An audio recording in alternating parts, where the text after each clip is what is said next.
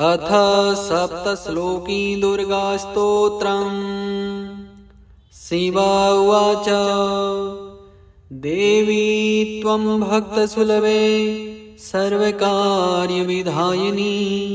कलौहि कार्यसिद्ध्यर्थम् उपायं ब्रूहि यत्नता। देव्या उवाच। शृणुदेव प्रवक्ष्यामि कलौ सर्वेष्टसाधनं, मया तव विस्नेहेनाप्यहम्बास्तुतिः प्रकाशयेन्। ॐ अस्य श्री दुर्गा सप्तश्लोकी स्तोत्रमन्त्रस्य नारायण ऋषिः अनुष्टुप् छन्दः श्री महाकाली महालक्ष्मी महासरस्वत्यो देवता श्री दुर्गा प्रीत्यर्थं सप्तश्लोकी दुर्गा पाठे विनियोगः। ॐ ज्ञानिनामपि चेतांसि देवी भगवती सा, बलादाकृष्य मोहाय महामाया प्रयच्छति। दुर्गे स्मृता हरसि भीतिमशेषजन्तोः, स्वस्थः स्मृता मतिमतीव शुभां ददासि। दारिद्र्य दुःखभयहारिणी का त्वदन्या, सर्वोपकारकरणाय सदा दृचित्ता। सर्वमङ्गल्यमाङ्गल्ये शिवे सर्वार्थसाधिके, शरण्ये त्र्यम्बके गौरी नारायणी नमोऽस्तुते। शरणागतदीनार्त परित्राणपरायणे, सर्वस्यार्तिहरे देवी नारायणी नमोऽस्तुते। सर्वस्वरूपे सर्वेशे सर्वशक्तिसमन्विते, भयेभ्यस्त्राहि नो देवी दुर्गे देवी नमोऽस्तुते। रोगान् शेषान् पहांसि तुष्टा, रुष्टा तु कामान् सकलान् भीष्टान्। त्वामाश्रितानां न विपानराणां, त्वामाश्रितां याश्रयतां प्रयान्ति।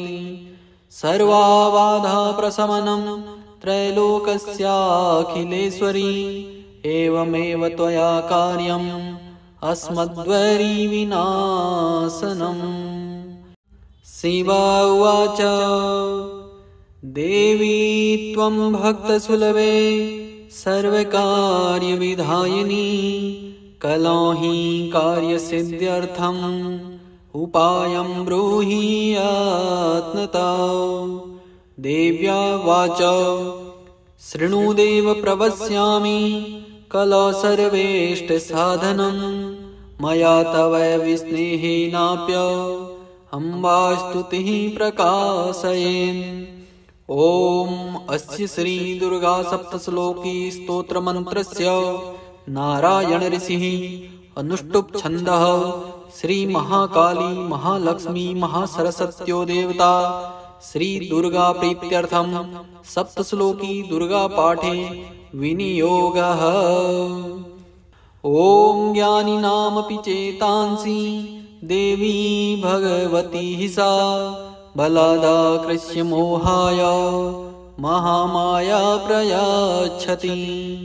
दुर्गे स्मृता हरसि भीतिमशेषजन्तोः, स्वस्थः स्मृता मतिमतीव शुभां ददासि। दारिद्र्य दुःखभयहारिणी का त्वदन्या, सर्वोपकारकरणाय सदा दृचित्ता। सर्वमङ्गल्यमाङ्गल्ये शिवे सर्वार्थसाधिके, शरण्ये त्र्यम्बके गौरी नारायणी नमोऽस्तुते। शरणागतदीनार्त परित्राणपरायणे, सर्वस्यार्तिहरे देवी नारायणी नमोऽस्तुते। सर्वस्वरूपे सर्वेशे सर्वशक्तिसमन्विते, भयेभ्यस्त्राहि नो देवी दुर्गे देवी नमोऽस्तुते। रोगान् शेषान् पहांसि तुष्टा, रुष्टा तु कामान् सकलान् भीष्टान्। त्वामाश्रितानां न विपानराणां त्वामाश्रितां याश्रयतां प्रयान्ति सर्वाबाधाप्रशमनं त्रैलोकस्याखिलेश्वरी एवमेव त्वया कार्यम् अस्मद्वरी विनाशनम्। शिवा उवाच देवी त्वं भक्तसुलभे सर्वकार्यविधायिनी कलौ हि कार्यसिद्ध्यर्थम् उपायं ब्रूहि यत्नता। देव्या उवाच शृणु देव प्रवक्ष्यामि कलौ सर्वेष्टसाधनं मया तव विस्नेहेनाप्य अम्बास्तुतिः प्रकाशयेन्। ॐ अस्य श्री दुर्गा सप्तश्लोकी स्तोत्रमन्त्रस्य नारायण ऋषिः अनुष्टुप् छन्दः श्री महाकाली महालक्ष्मी महासरस्वत्यो देवता श्री दुर्गा प्रीत्यर्थं सप्तश्लोकी दुर्गा पाठे विनियोगः। ॐ ज्ञानिनामपि चेतांसि देवी भगवती हि सा बलादाकृष्य मोहाय महामाया प्रयच्छति। दुर्गे स्मृता हरसि भीतिमशेषजन्तोः स्वस्थः स्मृता मतिमतीव शुभां ददासि। दारिद्र्य दुःखभयहारिणी का त्वदन्या सर्वोपकारकरणाय सदा दृचित्ता। सर्वमङ्गल्यमाङ्गल्ये शिवे सर्वार्थसाधिके शरण्ये त्र्यम्बके गौरी नारायणी नमोऽस्तुते। शरणागतदीनार्त परित्राणपरायणे सर्वस्यार्तिहरे देवी नारायणी नमोऽस्तुते। सर्वस्वरूपे सर्वेशे सर्वशक्ति समन्विते भयेभ्यस्त्राहि नो देवी दुर्गे देवी नमोऽस्तुते। रोगान् शेषान् पहांसि तुष्टा रुष्टा तु कामान् सकलान् भीष्टान् त्वामाश्रितानां न विपानराणां त्वामाश्रितां याश्रयतां प्रयान्ति सर्वाबाधाप्रशमनं त्रैलोकस्याखिलेश्वरी एवमेव त्वया कार्यम् अस्मद्वरी विनाशनम्। शिवा उवाच देवी त्वं भक्तसुलभे सर्वकार्यविधायिनी कलौ हि कार्यसिद्ध्यर्थम् उपायं ब्रूहि यत्नता। देव्या उवाच शृणु देव प्रवक्ष्यामि कलौ सर्वेष्टसाधनं मया तव विस्नेहेनाप्य अम्बास्तुतिः प्रकाशयेन्। ॐ अस्य श्री दुर्गा सप्तश्लोकी स्तोत्रमन्त्रस्य नारायण ऋषिः अनुष्टुप् छन्दः श्री महाकाली महालक्ष्मी महासरस्वत्यो देवता श्री दुर्गा प्रीत्यर्थं सप्तश्लोकी दुर्गा पाठे विनियोगः। ॐ ज्ञानिनामपि चेतांसि देवी भगवती हि सा बलादाकृष्य मोहाय महामाया प्रयच्छति। दुर्गे स्मृता हरसि भीतिमशेषजन्तोः स्वस्थः स्मृता मतिमतीव शुभां ददासि। दारिद्र्य दुःखभयहारिणी का त्वदन्या सर्वोपकारकरणाय सदा दृचित्ता। सर्वमङ्गल्यमाङ्गल्ये शिवे सर्वार्थसाधिके शरण्ये त्र्यम्बके गौरी नारायणी नमोऽस्तुते। शरणागतदीनार्त परित्राणपरायणे सर्वस्यार्तिहरे देवी नारायणी नमोऽस्तुते। सर्वस्वरूपे सर्वेशे सर्वशक्ति समन्विते भयेभ्यस्त्राहि नो देवी दुर्गे देवी नमोऽस्तुते। रोगान् शेषान् पहांसि तुष्टा रुष्टा तु कामान् सकलान् भीष्टान्। त्वामाश्रितानां न विपानराणां त्वामाश्रितां याश्रयतां प्रयान्ति। सर्वाबाधा प्रशमनं त्रैलोकस्याखिलेश्वरी एवमेव त्वया कार्यम् अस्मद्वरी विनाशनम्। शिव उवाच देवी त्वं भक्तसुलभे सर्वकार्यविधायिनी कलौ हि कार्यसिद्ध्यर्थम् उपायं ब्रूहि यत्नतः। देव्या वाच शृणुदेव प्रवक्ष्यामि कलौ सर्वेष्टसाधनं मया तव विस्नेहेनाप्य अम्बास्तुतिः प्रकाशयेन्।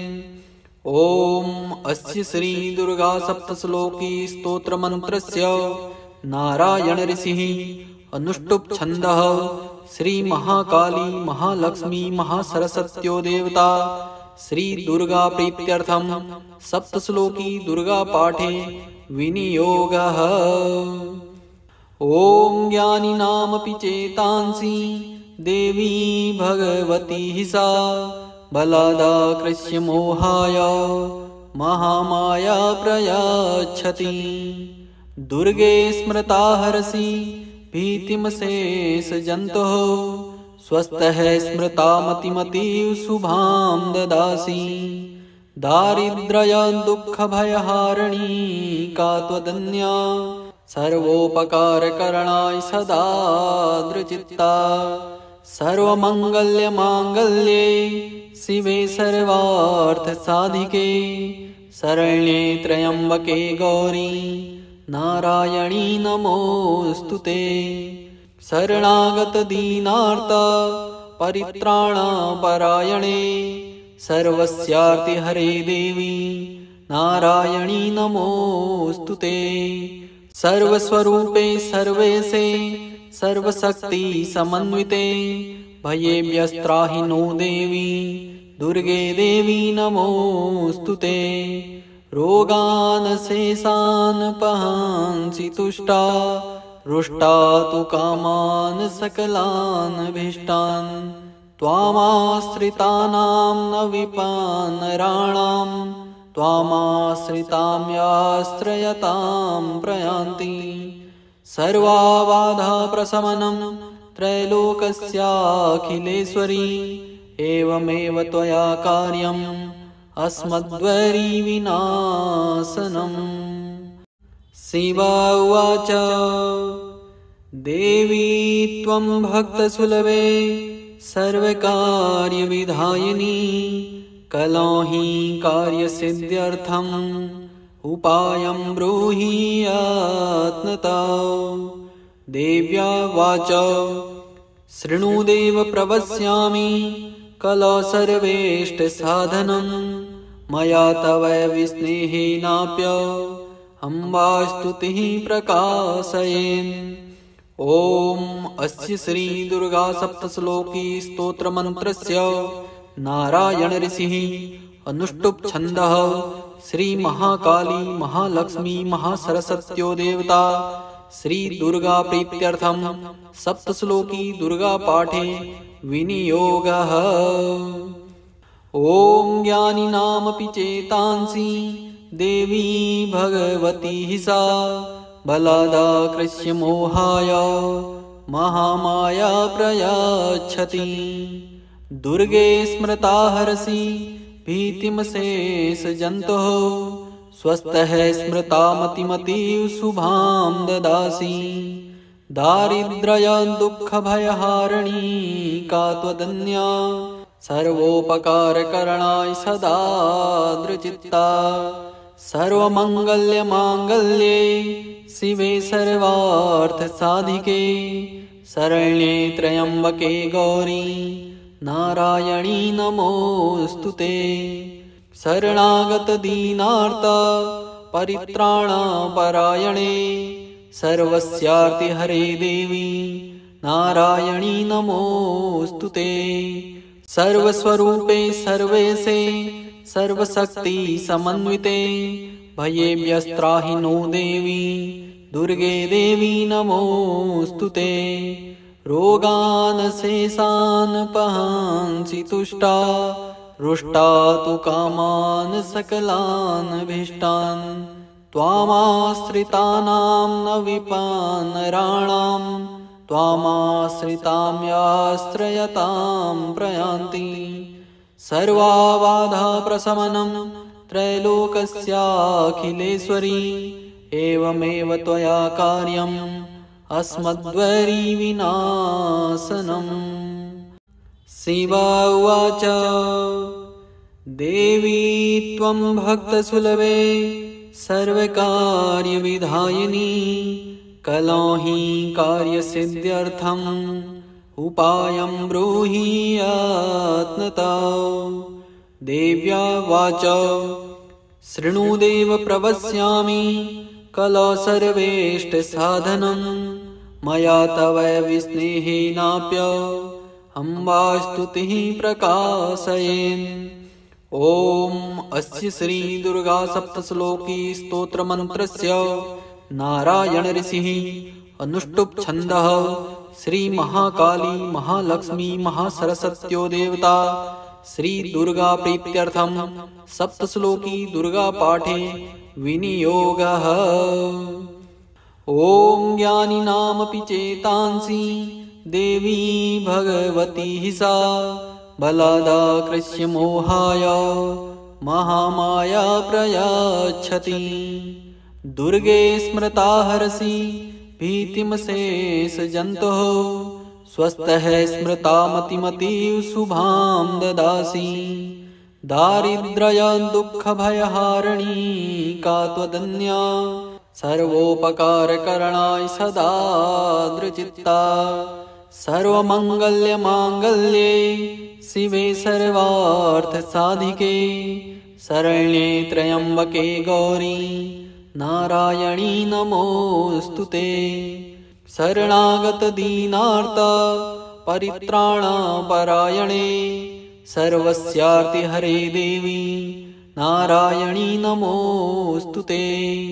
सर्वस्वरूपे सर्वेशे सर्वशक्ति समन्विते भयेभ्यस्त्राहि नो देवी दुर्गे देवी नमोऽस्तु ते।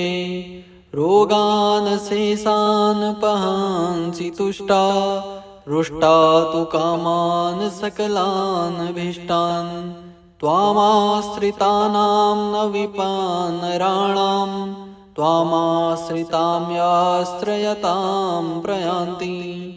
सर्वाबाधा प्रशमनं त्रैलोकस्याखिलेश्वरी एवमेव त्वया कार्यम् अस्मद्वरी विनाशनम्।